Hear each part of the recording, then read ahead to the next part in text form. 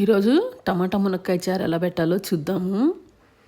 Mixie జార్లో కొద్దిగా కందిపప్పు, ధనియాలు కొద్దిగా, బియ్యం కొద్దిగా, మిరియాలు, జీలకర్ర ఇవన్నీ ఇలా పౌడర్ చేసి పెట్టుకోవాలి.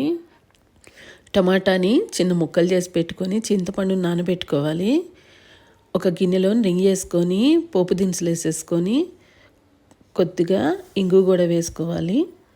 ఇవన్నీ వేగాక టమాటా ముక్కలు వేసి కొద్దిగా ఉప్పు, పసుపు, మనం నానబెట్టి పెట్టుకున్న చింతపండు పులుసు వేసి వీటన్నిటిని బాగా మగ్గనియాలండి. టమాటా ముక్కలు మెత్తగా అయిపోవాలి. తర్వాత దీంట్లో మునక్కాయ ముక్కలు వేసేసుకొని మనం పౌడర్ చేసి పెట్టుకున్న చారు పొడిని వేసేసుకోవాలి. దీంట్లో ఒక చెంచా పంచదార వేసుకొని తగినన్ని నీళ్లు పోసుకొని బాగా కలిపేసుకోవాలి. దీంట్లో కొత్తిమీర, కరివేపాకు వేసుకొని చారుని బాగా మరగనిస్తే సరిపోతుందండి. అంతేనండి, ఎంతో టేస్టీగా ఉండే మునక్కాయ టమాటా చారు రెడీ.